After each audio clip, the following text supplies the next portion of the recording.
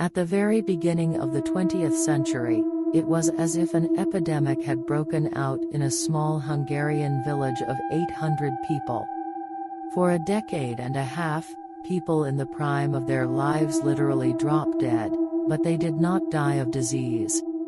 In the aftermath, the whole world was horrified by the mystery of this village, a tangle of abuse, discrimination, and murder. The mysteries of the village of death. In 1911, a mysterious woman named Zsuzsanna Fazekas appeared in the village of Nagyrev, Hungary. No one knew where she came from, nor did she reveal her past. But she seemed to do an excellent job as a midwife, which was a gift of fate for the village, as there were no qualified local doctors in the area. In addition to her work as a midwife and doctor, which Fazekas also performed, she also performed abortions, which were illegal at the time. Local women began calling her Aunt Susie. She had a lot of work. After all, most of the men in the village went to the front, while a POW camp was organized near Nagyrev. And some women, not waiting for their husbands, took lovers. Women tasted freedom from marriage, because no matter what kind of husband they had, they could not divorce at that time. And it is understandable that women who became pregnant turned to Aunt Susie for her delicate services. And so a close bond developed between them. And Susie gained a reputation as a savior in delicate matters. The war was over. Men were returning from the front. Some were left crippled and a dead weight on the shoulders of their families. Some, suffering from post-traumatic stress disorder, beat their wives to a pulp. Susie became friends with most of these women, listening to their sad stories and helping them with advice. Some time later, men started dying in the village. This was not an isolated incident, they were dying en masse for unknown reasons. All the official reports said that all the men died of alcoholism or some trivial heart condition. Bad rumors began to spread about the village, but until 1929 the spate of terrible deaths was written off as a monstrous coincidence. Then, in October 1929, the local district police received an anonymous letter detailing the entire history of male deaths in the village. The chief of police read the letter carefully, did not believe the horror it described, and thought it was a clumsy prank, but he still sent 2 of his men to investigate the strange village. When the police arrived in Nagyrev, the first thing they did was to stop at the local inn to make inquiries. At that moment, several men were sitting at the bar. Over a glass of wine, the police began to cautiously inquire about the monstrous rumors circulating in the village. The men became quiet and flatly refused to continue the conversation. Only one of them suggested talking to the local priest. The priest was no less afraid of the conversation, but after gathering his courage, he led the policeman into a room, drew the curtains, and began his story. According to him, all the men in the village live in the shadow of death, that any young and healthy man can die suddenly at any moment. Rumor has it that the women of the village have organized a real cult and somehow torture unwanted men to death. Once the priest even tried to find out some details, and after the death of a local man, he began to ask the widow some leading questions.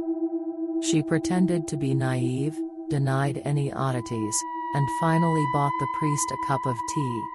When he got home, the priest literally collapsed from an unexpected indisposition. The priest survived and recovered, but for how long? After all, the only doctor in the area was Zsuzsanna Fazekas, the indispensable Aunt Susie. Her nurse was a certain Zsuzsa Ola, who signed all the death certificates, including that of her husband, who died of a heart attack. The uneducated peasants feared it, believing it to be a deadly plague. Which is not surprising, for it was with her that the inexplicable stream of deaths began. The first to die en masse were the invalids, those who had returned to the military, as well as the elderly, all those who lived in the care of their families, and all those who could do no good. Then came the drunkards, the domestic tyrants who beat their wives.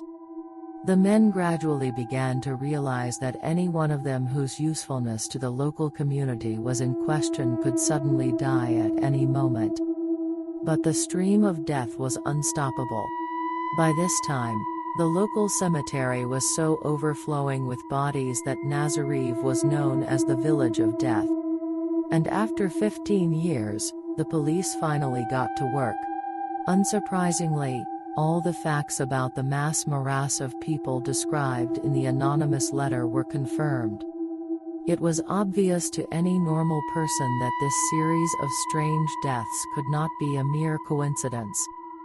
To begin the investigation, the police organized an exhumation and examination at a local cemetery not far from the city, and found that the bodies of 90% of the recently deceased contained arsenic.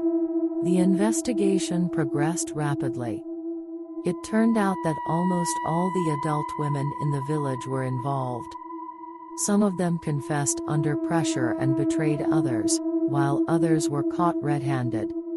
It is believed that some women even tried to swap gravestones in the cemetery so that the police would exhume clean bodies and not find arsenic-laced remains. Everyone whose relatives, especially male relatives, had died in recent years was checked. And when the police first suspected Zvana Fazakosh as the leader of the death cult and instigator of the poisonings, they searched her house and found, as expected, 12 bottles of a ready-made mixture of arsenic with a lethal concentration. The police wondered where she got so much arsenic to make so much poison. Jujian made homemade arsenic by accident when she noticed that her chickens were dying after eating dead flies from sticky insect trap paper, which at the time contained arsenic. Jujian soaked the paper in water and obtained a solution containing arsenic. In this way, she could produce poison in almost unlimited quantities, which she then administered to her subjects. And since the symptoms of arsenic poisoning are similar to those of an acute viral disease, arsenic was an ideal poison that left no reason for unnecessary controls. And the local merchant, who began to sell sticky paper on an almost industrial scale, decided not to think about anything and only counted the profits. As for the motives for the murders, they were very different. Some saw no other way but to murder to get rid of their psychopathic husbands. Apparently, during one of those intimate conversations, when another wife, beaten by her husband, complained about his harsh life, Zvana suggested a very simple way out. It's a simple matter of poisoning the husband with arsenic. The husband is dead. No one noticed. No one suspects a thing. The death certificate is filled out correctly. And the wife is free to go. Not surprisingly, many wanted to regain the independence and freedom from their husbands that they had during the war.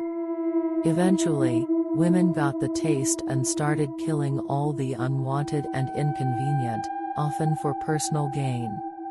For example, Marie Cardos, also known as Marie Ascendia. She was one of the founders of the cult of the Angels of Death. Except that she killed her loved ones not for revenge and not because of the hardships of life, but because of a trivial inheritance. After poisoning her 2 husbands, she later poisoned her 22-year-old son. The Zvana Fazakosh never suffered any consequences for aiding and abetting mass murder. In fact, when the police came to arrest her, Fazakosh had managed to kill herself.